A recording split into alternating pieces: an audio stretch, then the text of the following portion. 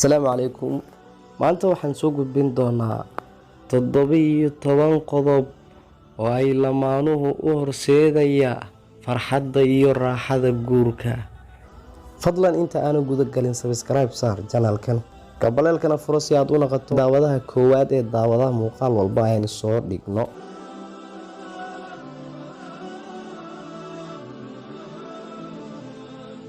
Rag iyo dumar badan oo isqaba ayaa iskula dhaqma inay yihiin cadow halka ay ka ahaan lahaayeen asxaab. Ninka wuxuu isleeyahay adiga ayaa gurigan ka taliya oo wax kasta oo aad dhahdo waa in la qaataa, halka xaasku ay isleedahay ninkaaga la tartan oo xitaa waxyaabaha wanaagsan ee uu u sameeyo ma ku mahadceliso.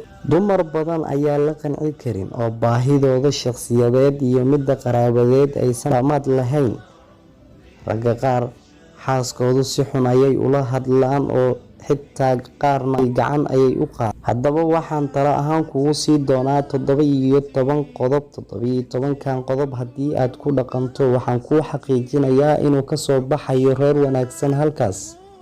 Qodobka ugu horeeya horta waa inaad fahantaa waa maxay guur. Waa nasiib darro in dad badan aysan fahansanayn sababta guurka, sida uu Ilaahay u macneeyay guurku isagoo ku tilmaamaya naxariis iyo jacayl, balse dad badan ayaa taasi fahmin oo guurku u qaatay cadaawad iyo isnacayb joogto ah. 2. Ha noqon keligii taliye. Walaalow, ninka ragga ah Ilaahay kaa dhigay madaxa reerka haddana ah maahan inuu noqdo keligii taliye oo go'aan kasta keligii qaato. Waxaa ragga laga doonayaa inay dumarkoodu si wanaagsan ula dhaqmaan. Rasuulka sallallahu calayhi wasallam ayaa laga wariyay inuu yiri, muslimka ugu fiican xagga caqiidada waa kan dabeecadda fiican leh. Kuwa idinkugu dabeecadda wanaagsanina waa kuwa dumarkoodu si wanaagsan ula dhaqma. 3. Ku shirkooba go'aanada. Markii go'aan ku saabsan la qaadanayo qoyska waxaa muhiim ah in wada tashi la sameeyo oo mid kaliya uusan go'aanka iska gaarin. Go'aanka si wada jir ah loo wada gaaro, khilaafka ma yimaado, qof kastana waxa uu dareemayaa ahmiyadda uu ku leeyahay qoyskan. 4. Ha ku xadgudbin xaaskaaga. Marnaba ha aflagaadaynin saygaaga ama xaaskaaga. Ha ku dhihin hadal hoos u dhigayo maskaxdooda. Ha u qaadin gacan. Rasuulka sallallahu calayhi wasallam ayaa laga wariyay inuu yiri, sidee ayaad u garaaci kartaan xaaskiina maalintii sidii addoon oo kale, habeenkiina ula seexan kartaan. 5. Isxakamay markaad xanaaqdo. Xanaaqa shaydaanka ayaa ka faa'iideysta. Markii aad xanaaqdo ha iska hadlin oo ha ku hadlin hadallo hore aad isku dhahdeen ama si qarsoodi aad isugu sheegteen. Markaad xanaaqdo ha hadlin sidaadaba oo sug inta aad ka degayso. 6. Muuji dareenkaaga jecel. Rag iyo dumar Soomaalidu waxaa laga la'yahay inay isku muujiyaan dareenkoodu jacayl. Xitaa markii ay magaalada marayaan waxay u socdaan sidii dad kala cararaya. Ilaahay ayaa isku kiin xalaaleeyay oo isku muujiya dareenkiina. Ku dheh waan ku jeclahay macaanto macaane. Muuji dareenka. Muujinta dareenka jacaylka waxay kordhinayaan saaxiibtinimada qoyska. 7. La saaxiib xaaskaaga ama saygaaga. Ma ogtahay waxyaabaha ay xaasku xiiseyso? Waxaa muhiim ah in labada qof ee isqaba ay saaxiibo noqdaan oo midba midka kale ka warqabo oo uu ogyahay waxyaabaha uu daneeyo. 8. Muuji mahadcelinta. Markii xaaskaaga ay samayso wax wanaagsan u mahadceli oo u muuji sida aad ugu qanacsan tahay hawsheeda. Ha dareensiinin ninkaaga inuusan reer faa'iido u lahayn oo waxyaabaha uu qabto ay macno daro yihiin. Ilaa uu macno daro yahay mooye, wax kasta oo uu qabto u muuji mahadcelinta sida aad ugu faraxsan tahay waxqabadkiisa.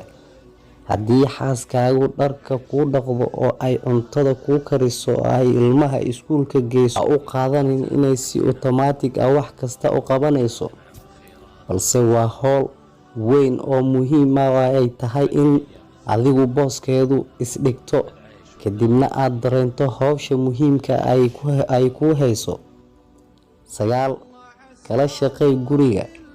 Rag badan oo Soomaaliyeed ayaa lagu yaqaanaa inaysan guriga waxba ka qabanin oo ay aaminsan yihiin inay tahay hawsha dumarka. balse arrinkaas waa qalad. Waxaa muhiim ah in raggu ay xaaskoodu ka caawiyaan guriga. 10. Xiriirku waa muhiim. Aad ayuu xiriirku muhiim u yahay. Waa inaad la hadashaa xaaskaaga, waa inaad la hadashaa ninkaaga, aad u sheegto wixii dhibaato ah. Haddii labada qof aysan wada hadlin oo aan laga wada hadlin cabashooyinka, waxay tagaysaa meel aan waxba laga qaban karin. Balse markii la wada hadlo, waxaa la gaari karaa in xal loo helo inta ay dhibaatadu yar tahay. 11. Iska ilaaw wixii hore. Haddii aad horay u dagaasheen ama wax kale idin dhex mareen balse laga heshiiyey, marna ha soo qaadin. Fadlan iska ilaaw guud ahaan. 12. Ha ku dayrinin weliga noloshaad la deris tahay. Ha ka masayrin nolosha ay ku nool yihiin dadka idinka lacagta badan. 13. Ninkaaga waqti sii. Rag badan ayaa ka cawda oo in xaaskoodu ay taleefan ku waaleen. Haddii uu ninkaagu danaysto, ma ahan inuusan ku jeclayn. 14. Qiro qaladkaaga. Marka aad qalad samayso, qiro oo raaligelin ka bixi. Marka aad xaaskaaga ama ninkaaga uu qalad sameeyo, u sameey marmarsiyo. Ha ka soo qaadin wax weyn oo raadi xal.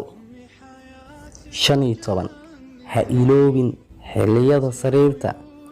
Xiriirka sariirta ee isku taga waa qayb muhiim oo ka mid ah guurka, wuxuuna muhiim u yahay in labada qof ay si wada jir ah ugu faraxsan yihiin inay u xiiseeyaan arrintaas markaas ay qabanayaan. 16. Ilaali sirta qoyskaaga.